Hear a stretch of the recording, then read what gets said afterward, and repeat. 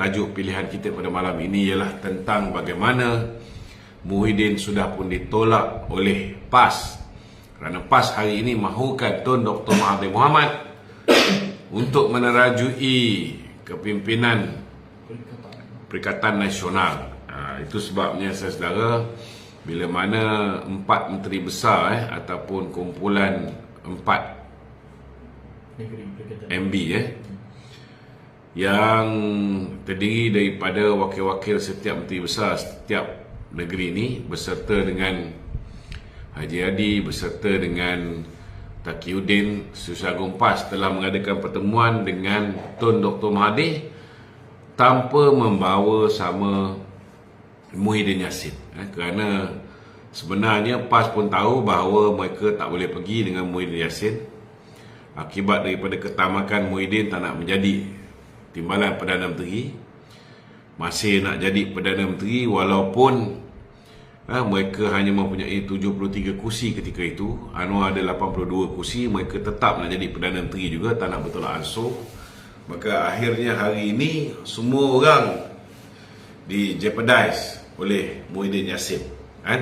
Semua orang menjadi mangsa dan bakal menjadi kluster mahkamah, termasuklah Mahathir dan juga Tun Daim Zainuddin. Jadi hari ini saudara, mereka ni berpakat nak sailang Muhyiddin Yassin, dan selepas ini kita tengok Mahathir secara rasminya diangkat menjadi penasihat. Penasihat 20% kepada keempat buah negeri ini. Kita tak tahulah tuan-tuan, apa kelebihan yang ada pada Muhyiddin ni, selain daripada hubungan dia mungkin baik sikit dengan Jepun dan juga hubungan dia mungkin baik sikit dengan Korea. Tapi nak kira Jepun ni tuan-tuan, dia nak pergi pinjam duit dengan Jepun pun Jepun tak layan. Jepun tanya apa fixed income yang dia ada. Pada ketika itu dia baru saja menghapuskan GST. Dia menghapuskan GST dan dia hilang satu-satunya sumber pendapatan yang kata orang tu agak besar dan konsisten. Sehingga akhirnya dia terpaksa menerbitkan Samurai Bond. Inilah dia tuan-tuan, inilah dia Mahathir Mohamad. Dan hari ini kerosakan yang dibawa pada negara dalam tempoh 22 bulan dia menjadi Perdana Menteri, dia nak bawa pula ke 4 buah negeri yang dipimpin oleh pemimpin PAS. Saya pun tak tahu apa yang dipikirkan oleh pemimpin PAS ini sehingga Maha Firaun, Maha Zalim ini nak diangkat menjadi penasihat.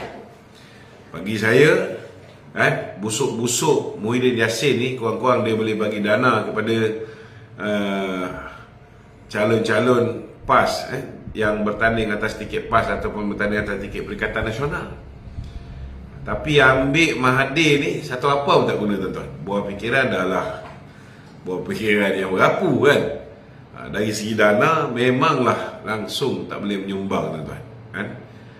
Dia ambil boleh, nak menyumbang balik minta maaf lah. Bukan Mahathir orang ni, tapi tak apalah, biar PAS belajar mengenali siapa itu Mahathir, baru dia akan faham.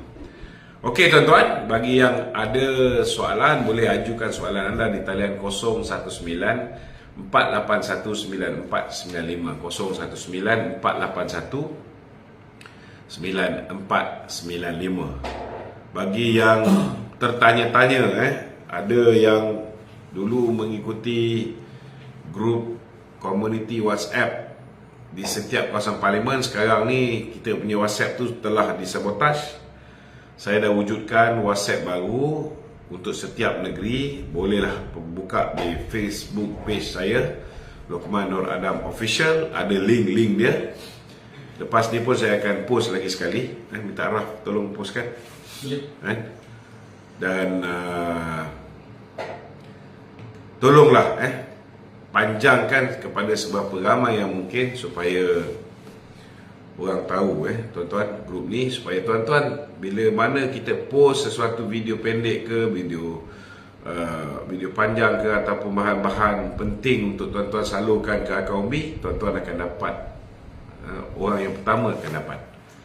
Sebab saya akan hantar direct kepada tuan-tuan. Minta tolong join community WhatsApp ni. Jadi kita serahkan kepada studio. Silakan. Okey, sihat tu Sihat lah, cuma letih sikit. Letih sikit. Okey, baik. Berkenaan dengan Mahathir lagi tu kita nampak Menteri Besar setiap negeri Perikatan Nasional ni adalah daripada PAS. Tiada orang bersatu tu kan. Dan bila mana dia melantik Mahathir yang di luar daripada parti PAS atau Perikatan Nasional, parti PAS atau Bersatu ni, apa komen tu? Maknanya dia dilantik orang luar ni sebagai penasihat Pak Negeri. Kenapa dia tak lantik daripada Bersatu? Itulah maknanya mereka sudah tidak yakin dengan Muhyiddin Yassin. Muhyiddin Yassin meletakkan kepentingan dia mengatasi kemaslahatan rakyat, pertama sekali mengatasi kepentingan orang Melayu, mengatasi kepentingan orang Islam. Kalau dia utamakan Islam dengan Melayu lebih daripada kepentingan dia untuk menjadi Perdana Menteri, dia patut terima kerjasama dengan Pakatan Harapan. Kita akan ada 103 orang ahli parlimen Melayu Islam dan hanya 53 bukan Islam. Maknanya orang Melayu Islam akan jadi 2/3 daripada jumlah ahli parlimen yang membentuk kerajaan. Tapi dia tak ada, jiwa Melayu, jiwa Islam tu tak ada. Setakat baca doa tu tidak menggambarkan dia tu Islam. Dia abah je lah. Jadi itu satu hal, satu bab. Yang kedua, sikap angkuh dia tu hari ni telah menyebabkan hari ni bila-bila masa Haji Hadi akan jadi kluster mahkamah, Muhyiddin akan jadi kluster mahkamah, Muhyiddin dah jadi kluster mahkamah lah, Mahathir akan jadi kluster mahkamah, Tun Daim akan jadi kluster mahkamah. Jadi semua dah letakkan kesalahan tu pada Muhyiddin kerana menyusahkan hidup dia orang.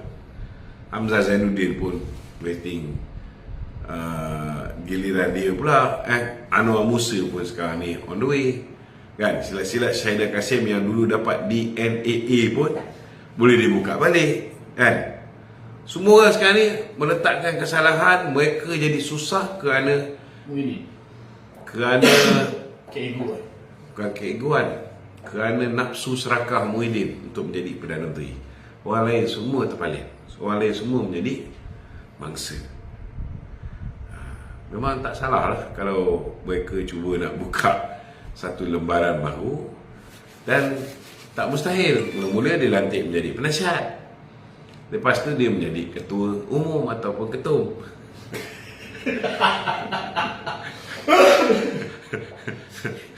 Ketua umum Tapi adakah dengan mengenepikan Mahathir itu kan, mengenepikan Muhyiddin ni kan, tak ke nampak yang seperti pergolakan dalaman ni terlalu besar ni? Nampak macam Hamzah pun dah umur nak bertanding presiden dan sebagainya. Itulah, orang dalam Bersatu sendiri pun dah nampak bahawa Muhyiddin ni liability. Beban. Begitu juga orang dalam Perikatan Nasional. Mereka dah hilang hormat pada Muhyiddin. Kalau mereka masih menghormati Muhyiddin, mereka tak boleh buat perjumpaan sulit tanpa Muhyiddin bersama. Betul tak? Tak hormat kepimpinan. Haji Hadi bukan menteri besar. Kenapa dia nak menghadiri mesyuarat tu? Saat ni Taqiyuddin pun bukan menteri besar, dia Setiausaha Agung. Kenapa dia menghadiri mesyuarat menteri-menteri besar bersama Mahathir? Betul tak? Kalaulah Haji Hadi boleh datang, Taqiyuddin boleh datang, kenapa Muhyiddin tak boleh datang? Jangan lupa, kerajaan-kerajaan PAS ni semua bertanding, ada yang menggunakan lambang Perikatan Nasional. So dia tak umpama. Tak sedar lagi, tak tahu lah. Kalau aku jadi Muhyiddin, aku letak jawatan, orang tak umpama aku. Ke Bersatu ni yang liability dalam Perikatan Nasional? Satu ke Muhyiddin ke, semua sama liability. Okey, beralih kepada soalan lain yang lebih mengancam. Bagilah soalan panas sikit. Okey, suasana dah sejuk ni. Mahathir lagi tu. Ada dengar berita berkenaan dengan skandal Mahathir di Taiwan. Oh, skandal Mahathir di Taiwan 830 bilion. Banyak tu kan. Tapi dekat Taiwan kan, daripada 1984 sampai 2021 dikumpul. benda ni bukan cerita baru lah, cerita lama. Oh, sebenarnya cerita lama? Cerita lama. Dah lama kita tahu tentang benda ni, black money ni, tapi tak pernah ada orang yang berjaya membuktikannya. Tapi hari ni media-media Taiwan semua dah melaporkan. So kita haraplah kerajaan Malaysia ni dah boleh buka kertas siasatan lah, menyiasat betul ke tentang duit-duit Mahathir di Taiwan ni, kan? Sepatutnya hari ni sudah ada pendedahan tentang perkara ni. Saya tak fikir benda ni sekadar kabar angin, ataupun propaganda. Apa faedah media-media di Taiwan mengeluarkan cerita tentang Mahathir ni? Adakah mereka ni semua geng-geng Pakatan Harapan ataupun Barisan Nasional? Tak mungkin lah. Tapi tu kan, kalau kata Mahathir mesti tahu benda ni, tapi kenapa dia tak menafikan? Adakah ianya benar berlaku? Kalau dia tak menafikan, maknanya benar lah. Sampai berita Taiwan. Ada kita dengar dia saman media-media ni? Tak ada. Betul lah? Belum ada. Maknanya adalah benda dia sembunyikan tu. Kita tunggu juga. Sampai saya macam bila Datuk Seri Anwar cakap bahawa Perikatan Nasional mendapat duit judi untuk pilihan raya mereka, dana pilihan raya. Ada kita tengok Fadli Syahri ke saman Datuk Seri Anwar ke, ataupun Haji Adi saman Datuk Seri Anwar ke, ataupun Muhyiddin saman Datuk Seri Anwar? Tak ada kan? Maknanya apa? Benda berlaku lah. Tapi diberitakan di Taiwan duit ni, nilai duit cash ni dia letak dalam kontena, dia shipping ke Taiwan. Sampai macam tu sekali. Ui, dahsyat. Tapi tak ada yang duit 500, ada yang duit 1000. Okey Tok, tak apa, itu kita ketepikan dulu kita nak tanya Tok berkenaan dengan Himpunan Aman, di mana himpunan ni jangan sebut Himpunan Aman, boleh? Buat pun 16 September mencemar kesucian Hari Malaysia, kan? Dan perhimpunan ini pun dianjurkan oleh buruk-buruk Mak yang kecewa, kan? Bukan manusia ni. Dan tak pernah penganjur sendiri boykot majlis yang diorang anjurkan. Tak datang kan? Penganjur tak datang. Cuba kau bayangkan, Pemuda PAS, Pemuda Bersatu, dia yang menganjurkan program ni. Dia orang pun boykot, tak datang. Last kali walaun Anwar Musa je yang turun. Siapa tu? Tuan Faisal. Badi gosok on. Tuan Faisal. Lepas tu kita tengok Fadli Syahri, Badrul, siapa lagi? Wan Ahmad Faisal. Boleh Pak Hotel. Si Fadli pun tak pakai baju putih. Dia suruh orang pakai baju putih. Dia pakai baju hijau. Lepas tu duduk lepak dekat bilik hotel. Aku pun tak cakap apa dengan geng-geng PAS ni. Selalu sangat diperbodohkan, kan? Cukup le. Jangan asyik cukup jumlah, kan? Cukup lah kena bodoh dengan puak-puak ni. Sampai bila korang ni nak kena game je, kan? Yang senang dia orang. Lepas tu Tok Faizal ni, dia menegaskan bakal ada himpunan susulan jika tiada tindakan terhadap Zahid Hamidi. Kalau boleh buatlah perhimpunan depan pejabat aku sekali. Buatlah perhimpunan kat Tandas Awam. Buatlah perhimpunan kat mana pun. Malulah kita kalau berhimpun. Tengok bila time UMNO turun berhimpun dengan PAS untuk menentang ISIL. 500,000 orang turun kat jalan raya ni, kan? Tapi kalau korang berhimpun antara 300-400 orang je, alah, baik tak payah berhimpun, kan? NGO kecil dulu kita buat, NGO kecil tu pun kita berhimpun ramai lagi daripada dia orang. Ini pemuda PAS, pemuda Bersatu, pemuda apa lagi?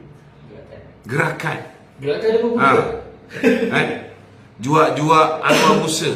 Juak-juak lah ni Tok Faisal apa semua. Juak-juak Azmin Semurid. Ramai itu je yang turun. Cuba bayangkan. Perhimpunan ni gagal segagal-gagalnya kerana penganjur pun boykot.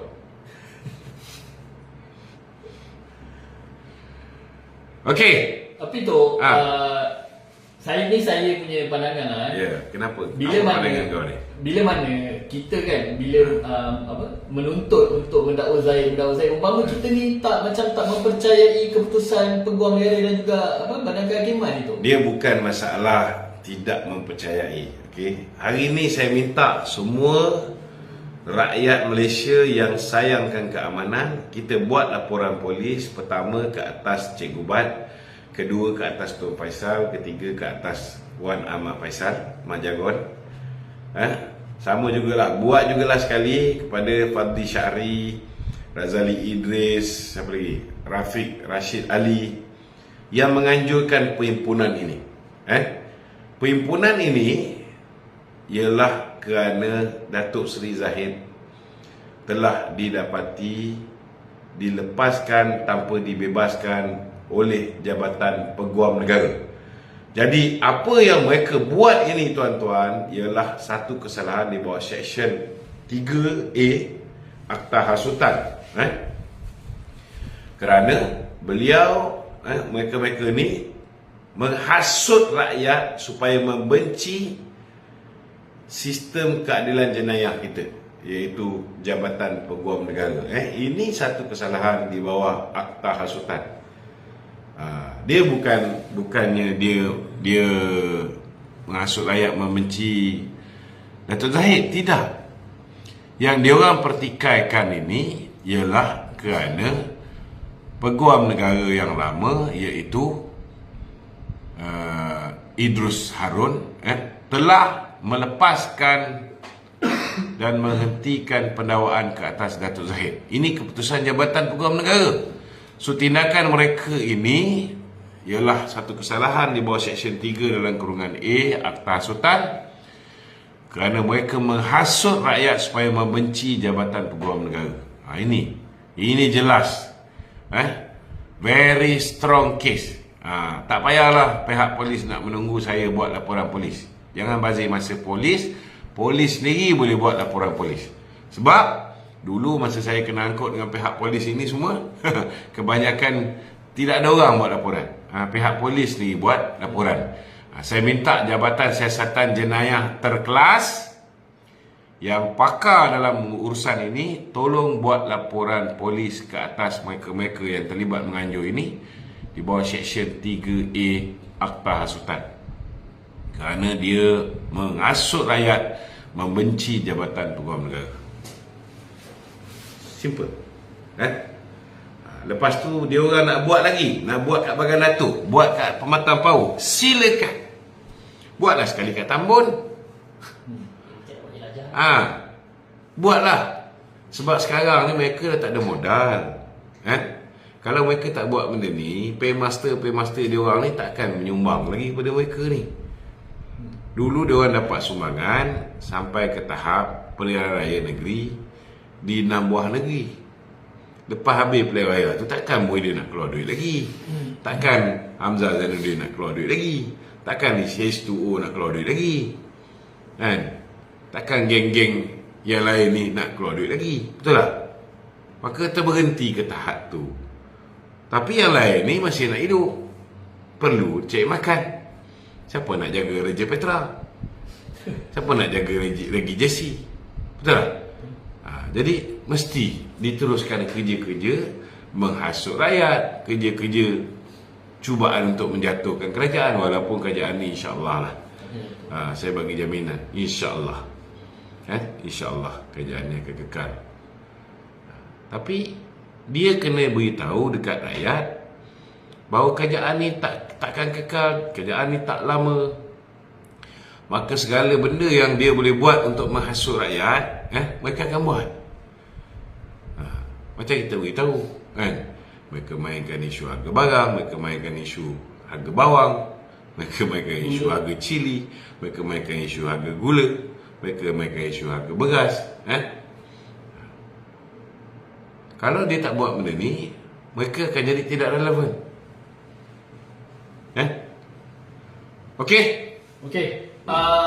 Soalan ni berkenaan dengan Islam Melayu terancam tu. Ada apa lagi yang Islam nak terancam? Tapi ini bukannya berlaku di negeri Perkataan Harapan atau Barisan Nasional. Ini berlaku di negeri Kelantan. Oh, tu. negeri Kelantan, Darul Naim Al-Musangking.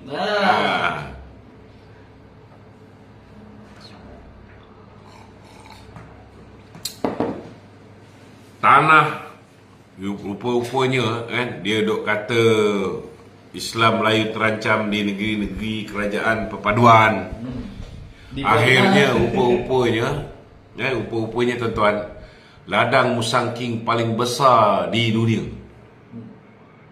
Malaysia Book of Record. memasuki Malaysian Book of Record dengan 200,000 batang pokok musangking.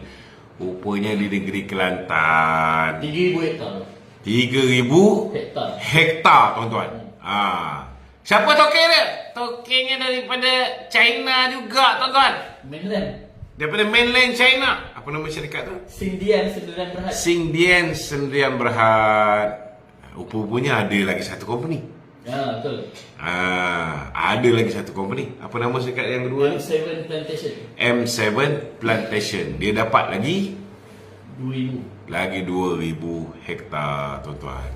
Maknanya saudara dok kata macam-macam. Kita kerajaan BN, kerajaan perpaduan menggadai negara kepada China. Rupa-rupanya bapa yang gadai negara kepada China ni kerajaan negeri Kelantan, Serambi Mekah.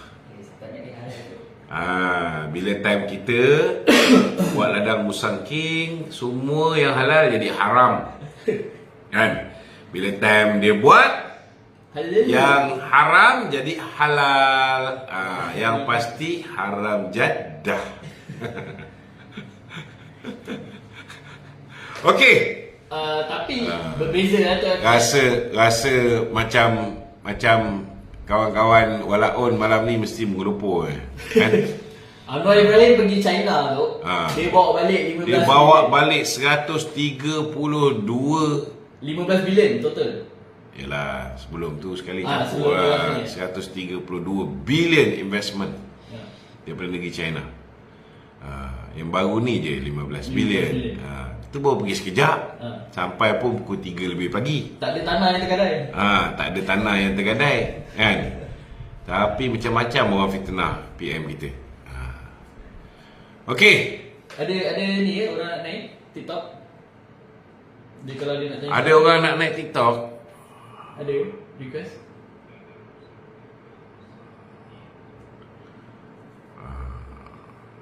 Tuan Said New. Sarip Dul. Ada Sarip Dul juga. Gangster kampung dusun. Okey, kawan-kawan di TikTok, siapa yang nak bertanya soalan, bolehlah masuk. Silakan. Cik Asri okey, Cik Asri Al-Jaguti. Okey, dok. Tak ada soalan studio. Ada soalan daripada studio? Tak ada, dok. Tak ada. Tak ada. Okey, soalan studio, silakan. Parti Muda bakal sertai Perikatan Nasional. Alhamdulillah. Tapi itu tapi ada tapinya. Aku tak tahulah kalau betul lah muda ni pergi masuk Perikatan Nasional. Masya Allah.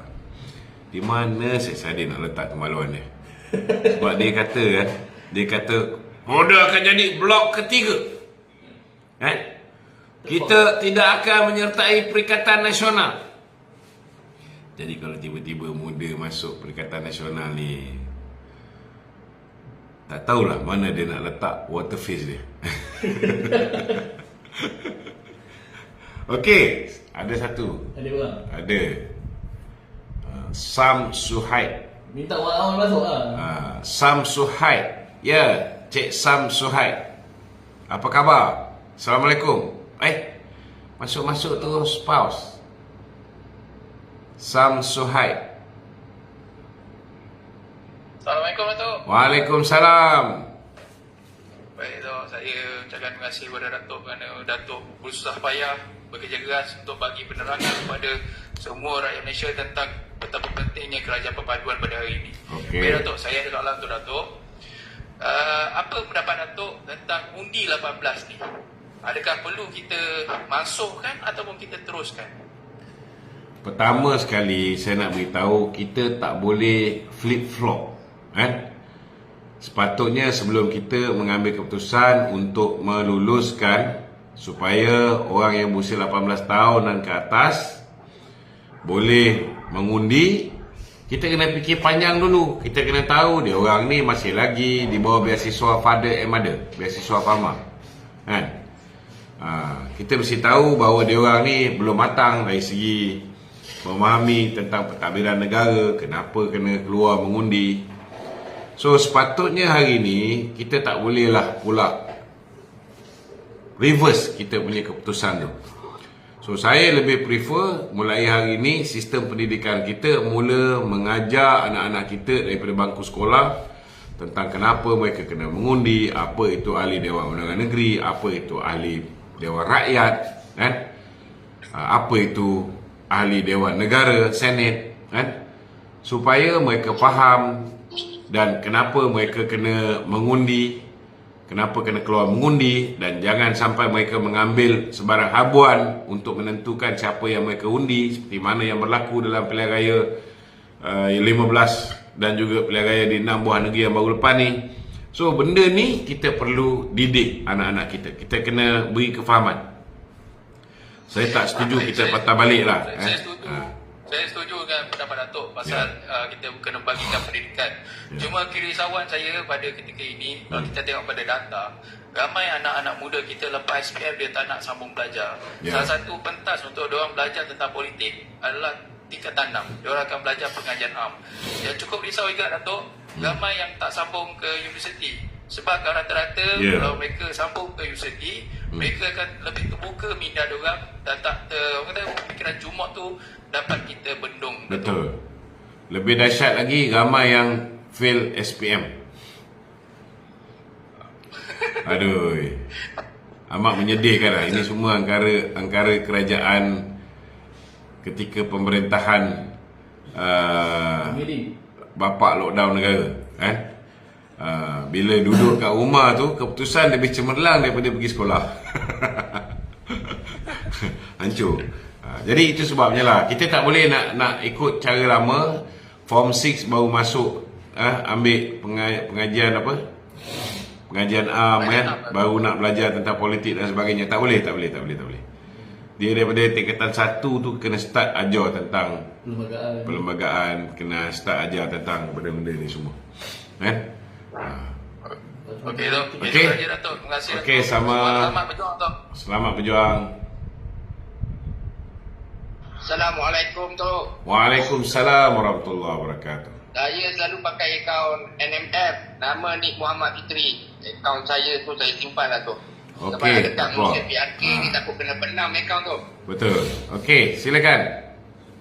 Okey, saya nak tanya Datuk nak minta pendapat tu. Okey. Datuk rasa tu semalam tu perhimpunan ke larian Melantang Desa tu?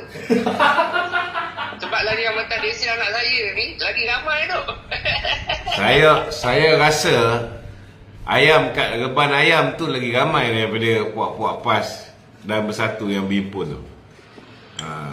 Bagi saya perhimpunan ini jelas menunjukkan bahawa Perikatan Nasional ditolak oleh rakyat. Walaupun ada juga yang mengambil peluang untuk shopping-shopping dekat Sogo tu, tetapi ternyata campur dengan orang shopping pun saya nampak tak sampai pun 3-4 orang, kan? Sebab kita ada gambar daripada atas, So ini satu benda yang sangat memalukan lah kepada Perikatan Nasional. Dan walaupun dah gagal pada hari semalam, mereka nak buat pula dekat Pematang Power dengan dekat Bagan Datuk. Jelas menunjukkan bahawa apa yang mereka buat ini bermotifkan politik. Kalau mereka menggunakan otak mereka yang waras, sebab yang berhimpun ni semua orang yang tak berotak. Kalau dia orang ni ada otak, dia akan buat perhimpunan sekali menuntut supaya diperjelaskan kenapa Syahidan Kasim dapat di NAA, kenapa pemimpin-pemimpin macam Azmin Ali sampai sekarang tak didakwa, sedangkan terang video dia tu memang dia dengan Haziq, sudah ada pengakuan Haziq kan. Kenapa sehingga hari ini tentang Muhyiddin Yassin yang mengadakan hubungan dengan siapa nama perempuan ni, Nikaji yang menyebabkan rumah tangga Nikaji ni hancur kenapa sampai sekarang tidak ada pendakwaan ke atas Muhyiddin Yassin, walaupun undang-undang Malaysia ini kita memikat isteri orang dan memikat dia bawa pergi ke katil ni, ini adalah satu kesalahan jenayah tetapi tidak ada sebarang pendakwaan. Tak ada pula geng-geng Malaun dengan Walaun ni nak berhimpun. Tun Faisal yang sibuk-sibuk ni, dia lupa ke bos dia tu dulu ialah seorang yang tidak dibenarkan untuk pergi merasmikan masjid yang dia buat dekat selatan Thailand. Sebab apa? Sebab ada kes rasuah. Kenapa tiba-tiba kes rasuah dia tu tidak ada pendakwaan? Boleh pula lepas tu dia dengan isteri dia makan angin kat luar negara. Jangan lupa kerana akhirnya dia diselamatkan oleh Tun Dr. Mahathir selepas dia menjayakan Kongres Baruah Melayu. Bukan Kongres Baruah Melayu, Kongres Baruah Melayu yang disertai oleh Mahathir Haji Hadi dan juga Anwar Musa mewakili UMNO pada ketika itu. Kita belum lupa benda ni semua, tapi puak-puak ni mereka sentiasa lupa. Okey.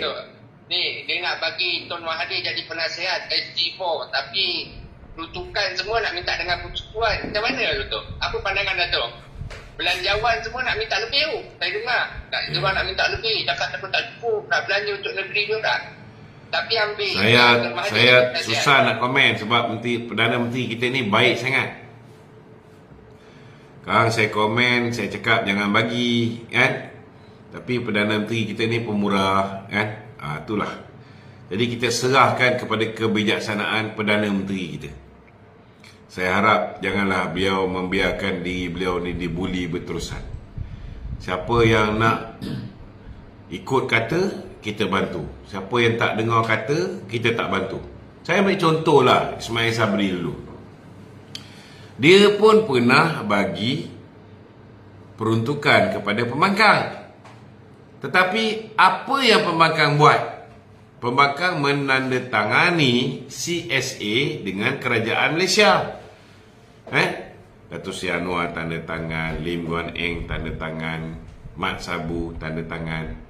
Mereka tanda tangan menyokong kerajaan Ismail Sabri dan berjanji akan menyokong usul-usul yang dibawa oleh kerajaan. Jadi kalaupun Datuk Seri Anwar nak bagi juga peruntukan kepada mereka-mereka ni, saya harap mereka-mereka ni kena buat benda yang sama, menyokong kerajaan ini supaya kita ada kestabilan pada negara kita dan kerja-kerja menjaga kepentingan rakyat ni dapat diteruskan, insya-Allah. Okey. Terima kasih. Assalamualaikum. Waalaikumsalam warahmatullahi. Ada lagi yang nak bertanya soalan? Silakan. Okey, soalan setuju. Okey tu, PRK Pelangai ni tu. Ya. Bakal ada pertembungan dua parti, gabungan parti orang Melayu ni tu. Mungkin ada saingan sengit ni, mungkin tu nak komen sikit. Saya rasa Pelangai ni memang satu saingan yang sengit kerana kita ada lebih kurang 52% Melayu lebih banyak daripada Pulai dan lebih banyak daripada Simpang Jeram. Dan kita pun tahu kawan-kawan kita bukan Melayu ni kalau pilihan raya negeri lihat sikit nak keluar mengundi. Jadi ini satu cabaran yang besar kepada Barisan Nasional dan juga cabaran besar kepada Pakatan Harapan untuk menurunkan seberapa ramai mungkin penyokong-penyokong Barisan Nasional dan Pakatan Harapan untuk keluar mengundi calon BN di Pelangai. Kita harap dapatlah buat benda ni. Okey? Tapi kalau ikutkan, ada kata-kata atau orang-orang mengatakan orang Melayu ni dah hilang percayaan kepada Barisan Nasional dan juga UMNO tu. Itu dia orang yang cakap. Kalau misalnya orang Melayu totally hilang kepercayaan dan sokongan terhadap UMNO dan Barisan Nasional ataupun Pakatan Harapan, kita tengok di Pulai 45% je bukan Melayu yang keluar mengundi. Tapi kita menang.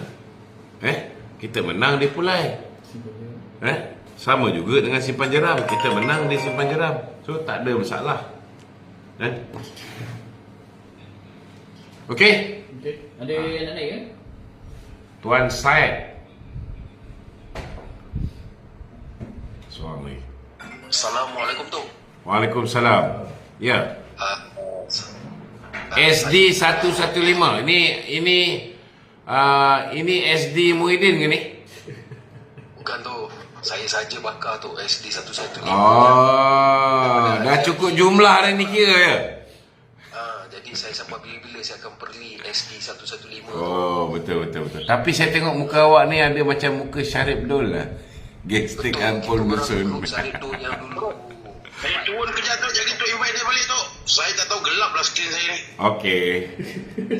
Okay, Tok, saya nak tanya soalan boleh Tok? Saya jumpa yang ambil gambar dengan Datuk dekat Pulai tu. Ingat tak? Masa pencalonan tu Tok. Okey. Masa sebelah dengan Datuk Sani. Okey. Okey Tok, saya nak tanya soalan ni yang tentang, saya baru baca semalam ke tadi siang. Okey, yang mana PM melantik Tun sebagai defector untuk 4 buah negeri. Jadi apa yang saya baca, Tun boleh bawa pelabur daripada Korea dan Jepun untuk memajukan 4 negeri ni. Apa pandangan Tun? Itu je Tun saya nak tanya. Saya dah ulas tadi.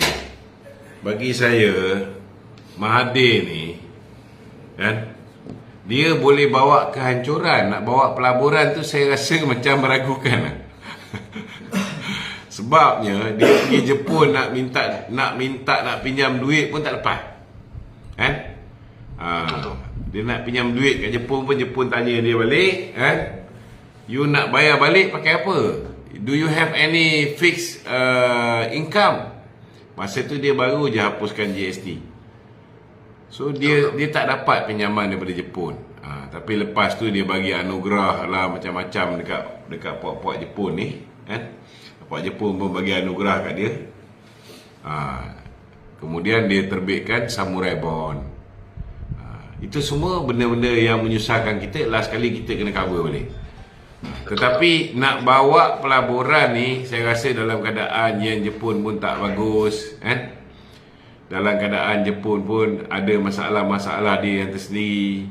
Susah sikit lah, susah sikit. Korea ni saya tak berapa pasti, tapi bagi saya untuk Jepun berat sikit. Jadi okey, kesimpulan dia dalam 4 negeri ni dia janji untuk, bagi saya lah, orang PAS ini, mereka ni hanya bermimpi di siang hari. Saya setuju tu. Mereka akhirnya akan kena kencing Tok ni. Betul tu, kencing berdiri tu. Kencing berdiri. Yang pastinya lebih kerana mereka ni tak puas hati dengan Muhyiddin, nak mengimbangi Muhyiddin. Tak nak Muhyiddin besar kepala sangat, asyik duk fikir tentang dia je. Kerana dia sekarang ni, Atuk dah nak jadi kluster mahkamah, Tun Daim nak jadi kluster mahkamah, Haji Adi pun dah nak jadi kluster mahkamah, kan? Jadi semua tengah angin dengan Muhyiddin. Itu dengan Muhyiddin pun dia orang nak ganti. Okey. Okey Tok, terima kasih. Alright, sama. Okey, Tuan Syed, boleh cakap ke Tuan Syed? Dah terang ke belum? Saya skrin masih gelap. Skrin masih gelap, tapi tak apa tu. Saya cakap je. Okey. Satu je tu, macam yang Tok mula tadi, saya nak beritahu macam saya punya perasaan tu. Perdana Menteri kita sangat baik kerana dia pemurah. Dan mungkin dari sebab satu yang pandangan saya sendiri lah kan, sebab dia mengenang jasa Tuan Guru Nik Aziz tu mungkin lah saya rasa kan, pasal dia dengan orang PAS ni, walaupun orang PAS buat dia macam mana sekalipun, dia tetap memandang jasa Tuan Guru Nik Aziz tu. Satu tu. Satu lagi, kalau tapi masalahnya orang PAS sendiri pun dia tak menghargai jasa Nik Aziz. Kita tengok anak Nik Aziz pun ditolak bertanding ahli jawatan kuasa PAS pusat pun kalah, kan? Betul. Kemudian Tapi itu antara anak dia pun digugurkan daripada jadi calon pilihan raya. Kemudian kita tengok macam Menteri Besar Kelantan kan. Menteri Besar Kelantan pun digugurkan daripada jadi Menteri Besar sebab dia orang Nik Aziz. So, saya tak faham lah kenapa Datuk Seri Anwar masih lagi yalah, dia menghormati Nik Aziz tu okey, tapi nak beritahu orang PAS pun tak menghormati Nik Aziz. itu beza je tu. Bezanya Tuan Guru Nik Aziz dengan Walaun tu. Betul. Kan? Tu satu tu. Satu lagi tu, okey, kita kalau ikutkan PRK Pelangai, kita dah dekat dah tu.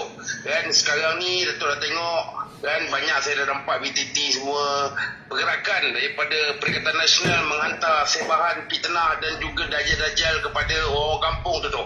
Cuma kita nampak yang agak kita orang-orang UMNO dan Pakatan Harapan ni kurang menonjol lagi tu.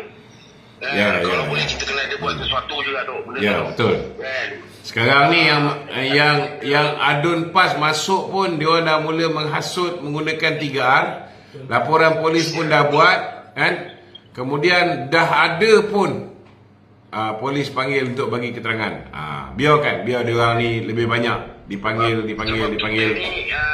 Kita ni kebanyakan tu orang UMNO ni, saya tengok pada dulu gitu kan, selagi belum penamaan calon, selagi tu tak nak buat kerja tu sebab takut nak bertalkat. Kalau boleh kita dah kena buang prinsip macam tu. Betul. Yang mana rasa nak membantu ni kita dah Tapi saya nak beritahu Yang Amat Berhormat Menteri Besar Pahang sudah pun buat retreat untuk semua jentera Barisan Nasional di Pelangai. Dia dah buat perjumpaan dengan ahli jawatan kuasa bahagian. Dia dah buat perjumpaan dengan ketua-ketua cawangan semua sekali seluruh bentung bukan setakat di Pelangai je. So bagi saya, gerakan untuk mendekati jentera-jentera Barisan Nasional khususnya, dan pengundi pun dah buat dah ni. Daripada rumah ke rumah semua dah start berjalan dah. Cuma mungkin dari segi hebahan tu kurang. Betul. Nanti kita akan tolong jugalah untuk viralkan. Kita minta kawan-kawan kita tolong masuk join link komuniti kita. Kita ada buat komuniti setiap negeri. Tolonglah pergi kat saya punya Facebook page Lokman Nur Adam Official, ada link kan. Dah suruh Raf ni lah.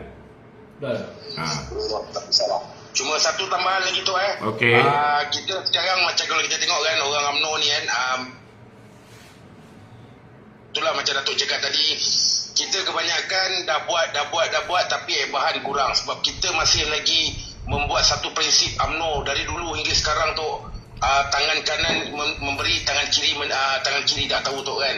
So macam itulah kalau kita tengok Presiden kita sendiri Datuk Zahid kan, kalau kita tahu dia dah kena berkenaan dengan mahkamah kan, semua dalam masa 4 tahun kes mahkamah dia bergerak sampailah ke tahap sekarang ni, walaupun dia dilepaskan tapi tanpa dibebaskan.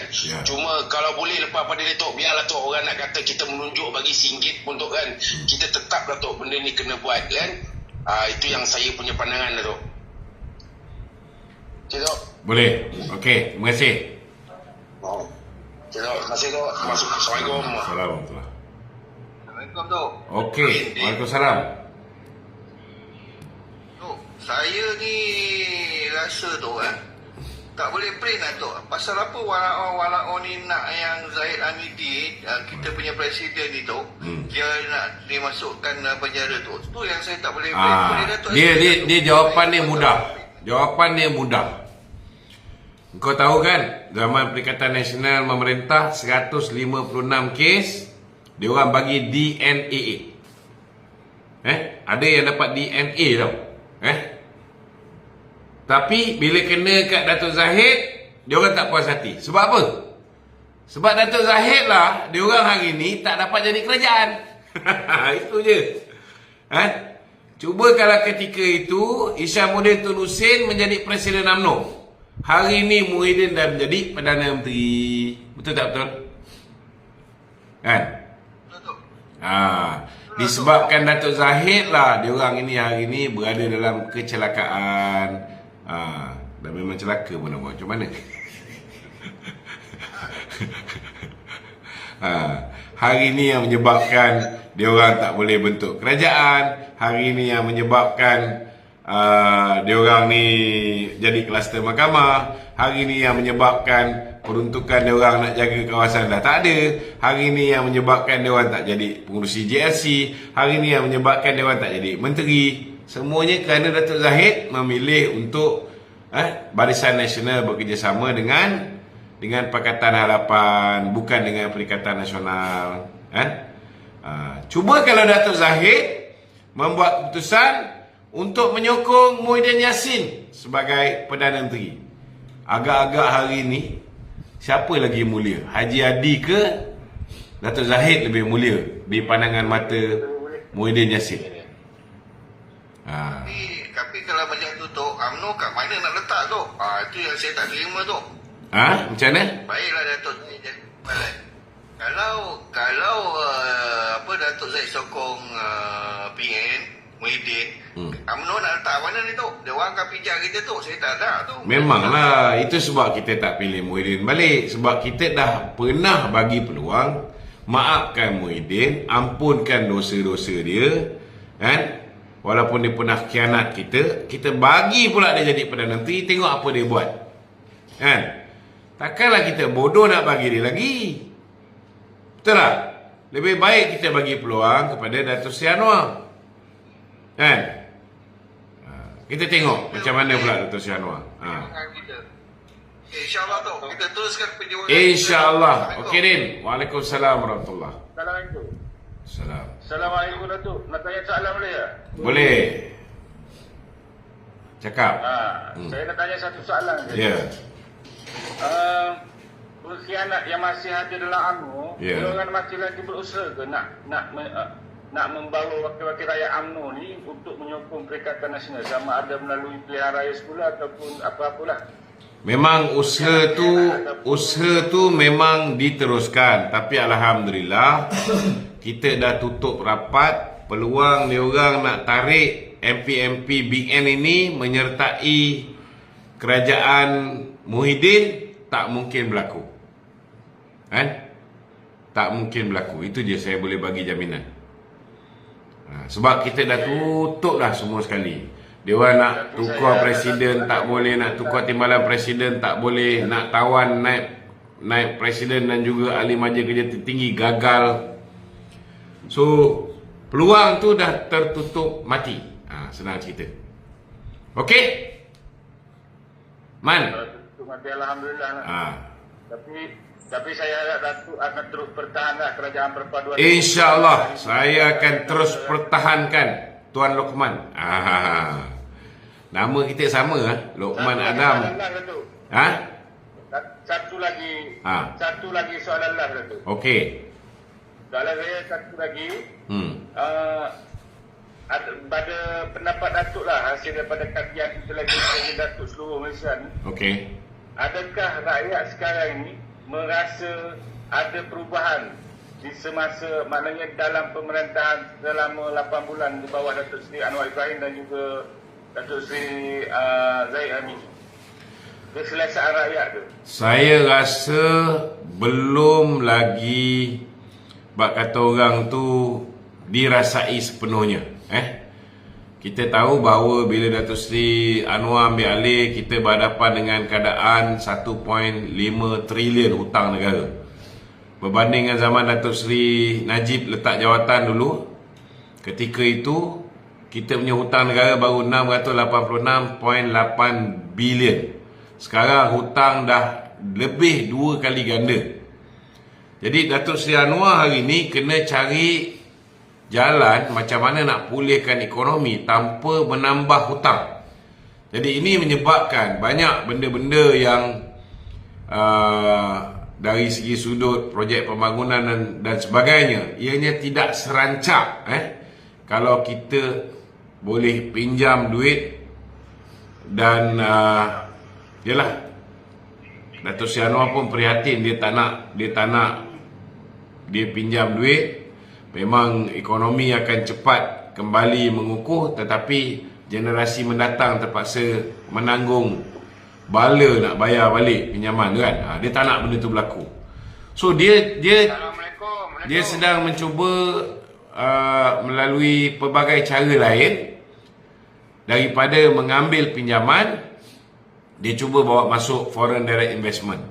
Dia cuba bawa masuk dan cuba diversify kita punya sumber pendapatan. Selain daripada meminjam, dia nak guna kaedah-kaedah lain untuk menambahkan pendapatan negara. Cuma tak ada kotak je, dengar tu. Ha? Assalamualaikum Datuk. Waalaikumsalam. Datuk. Ha. Ya, saya ni Zeng Datuk ni, Zeng Pulau Putera. Tapi saya tak dalam kotak tu. Kau tak ada dalam kotak. Kalau kau tak ada dalam kotak, macam mana kau bercakap? Dalam kotak. Tadi line saya teruk. Lepas tu terkeluar sendiri dah. Tapi dia keluar gambar tu saja. Tapi saya duduk dalam line Datuk. Okey. Oh, okey. Soalan. Okey, jadi saya nak cerita sikit lah pasal perhimpunan 16 bulan itu lah. Baru-baru ni kemarin. Jadi dalam kes yang 16 bulan tu, tapi masa 40 kes tu, yang zaman Perikatan Nasional tu, masa dia gugur kes Zahid tu, sebab apa dia buat perhimpunan tu? Sebab betul. Apa bila kes kita tukar kerajaan lah ni, bila kita lepas tanpa dibebaskan kes Zahid, mereka nak buat perhimpunan lah, mereka kata kerajaan ni tak betul lah tu. Betul. Apa pendapat tu? Saya dah bagi pendapat. Saya beritahu bahawa perhimpunan ini adalah perhimpunan puak-puak kecewa. Yang kecewa kerana musuh politik mereka dibebaskan. Kalau musuh politik mereka ni dipenjarakan, baru dia orang akan gembira. Ini semua orang yang tak ada otak. Itu yang saya nak beritahu. Kalau dia orang ni ada otak, dia akan tahu bahawa hari ini akibat daripada kebocoran dokumen-dokumen yang mengesahkan bahawa 7 DPP dan juga 5 IO sendiri mencadangkan supaya tidak didakwa Dr. Zahid ni kerana tak ada asas pun nak dakwa. Tak ada bukti langsung. Sepatutnya tak ada pendakwaan. Benda dah bocor. Kan? Jadi tindakan Peguam Negara tu dah tepat dah. Tak meneruskan pendakwaan. Maknanya diberhentikan. Siasat balik. Kan? Kumpulkan balik bukti-bukti. Kalau ada bukti yang kukuh, barulah didakwa semula. Tetapi jangan lupa, ada satu lagi kebocoran. Bila mana bekas Peguam Negara sendiri, Tommy Thomas, dalam buku dia, Justice in Wilderness, dia pun mengaku bahawa ada arahan pihak eksekutif. Ada arahan Mahathir untuk dia melakukan pendakwaan terpilih, berniat jahat dan bermotifkan politik kepada pemimpin-pemimpin UMNO. Dan kemudian ada satu lagi bukti, iaitu pasukan petugas khas dah siasat dah. Dan pasukan petugas khas mencadangkan bahawa Tommy Thomas telah melakukan 17 kesalahan, patut didakwa kerana menghasut, patut didakwa kerana tidak profesional, patut didakwa kerana salah guna kuasa, macam-macam. Sepatutnya kalau orang-orang yang berhimpun tu ada otak, dia orang akan tahu bahawa Peguam Negara membetulkan kesilapan Peguam Negara sebelum dia. Tapi pasal dia orang ni brainless, brainless political animal, jadi nothing much that we can expect from this kind of people. Itu je lah senang cerita. Kita ulas panjang manusia macam Fazli Syari, macam Mak Jagon, yang dia orang sendiri pun tak datang perhimpunan yang dia orang anjur. Buat apa? Datuk, satu lagi soalan berkaitan dengan pembentangan kajian separuh penggal RMK 12. Okey. Pada pendapat Datuk, 5 garis dan juga 17 blueprint lah, 17 perkara ataupun yang digariskan oleh PMX selaku Menteri Keuangan. Pada pendapat Datuk, adakah program-program yang dirancang yang berkaitan dengan upskilling, berkaitan dengan security food, makanan negara dan sebagainya, adakah itu akan memberi kesejahteraan ataupun memberi impak kepada rakyat Malaysia, khususnya golongan yang susah ni, betul, menjelang tahun 2025? Bagi pendapat Datuk lah, saya minta Datuk ulas. Kita dalam kerajaan mana pun, bila mereka memerintah, mereka akan cuba berikan yang terbaik kepada rakyat dia. Cuma dalam masa yang sama, kita harap rakyat juga memberikan kerjasama, membantu kerajaan untuk menyelesaikan masalah-masalah rakyat hari ini. Kita kena faham hari ini disebabkan bekalan beras contohnya. India dah tak nak ekspor beras dia, Indonesia pun tak nak ekspor beras dia, malah import pula daripada luar. Memang dari segi bekalan beras import ini memang berkurangan dan menyebabkan ini ada kenaikan secara mendadak pada harga-harga beras import. Bila harga beras import ni naik, ada setengah orang dia ambil kesempatan untuk beli lebih beras tempatan, yang akhirnya menyebabkan kita tengok dia orang ni bila harga beras import terlalu tinggi, ada yang mengambil kesempatan, ada yang simpan stok, ada yang repackaging, kan?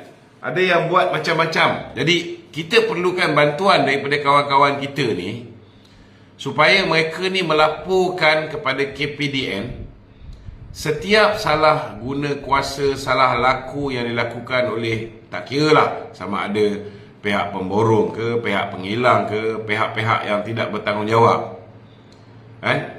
supaya benda ni dapat diatasi segera. Memang betul yang Berhormat Mak Sabu telah mencuba untuk meningkatkan contohnya pengeluaran 20% beras tempatan. Benda ni akan makan masa lah, bukannya sekejap. Dia mungkin boleh pergi sampai 1 bulan tempoh nak memulihkan balik bekalan ni. Tetapi kalau misalnya kita dapat maklumat, contohnya ada pihak-pihak tertentu menyembunyikan stok dan sebagainya, kalau ianya dapat dibenteras, proses memulihkan stok ini akan dapat kita segerakan. Jadi memanglah dari segi peruntukan, memang banyak peruntukan yang sangat dekat dengan rakyat di dalam RMK ke-12 ni. Dari segi food security tadi, dari segi kesihatan dan juga infrastruktur, kita harap rakyat dapat memberikan kepercayaan lah kepada PMX dan juga barisan kabinet ni, kerana they will do their level best untuk pastikan kita punya tahap kehidupan kita akan jadi lebih baik dan bekalan makanan kita, food security kita ni akan berada dalam keadaan yang bak kata orang itu terjamin, terjamin, dan tidak ada lagi masalah-masalah bekalan seperti mana yang sedang berlaku sekarang. Okey, kita ucap terima kasih kepada semua yang terlibat. InsyaAllah kita ke udara balik pada hari esok dan kita boleh. Betul, satu soalan last boleh tak? Dari dia bangsa Johor, Datuk. Okey, Duan JB, silakan. Saya dari bangsa Johor ni, dari Bangsa Gudang, saya ucapkan Okey. kerajaan perpaduan Tuan Rahman. Okey, saya ucap tahniah kepada kerajaan perpaduan dapat MOU dari China sebanyak 20 bilion. Ya. Jadi 20 ke 15? seronok juga sebab apa? Jadi di Johor pun pelaburan pun Q1 tak silap 20 bilion kot. Jadi MB Johor dia target 70 bilion bagi kerajaan negeri Johor lah. Jadi saya beli muda berharap sangatlah pelaburan kita ni masuk lebih banyak dan lebih segera lah. Apa komen Datuk? InsyaAllah. Saya harap pun begitu juga, bila mereka dah pledge untuk melabur dalam negara kita ni, dia bukan terus duit tu masuk. Jadi kita punya kepimpinan pun kena buat dia punya groundwork untuk pastikan bahawa dana ini dapat masuk segera ke dalam negara kita ni. Sebab bila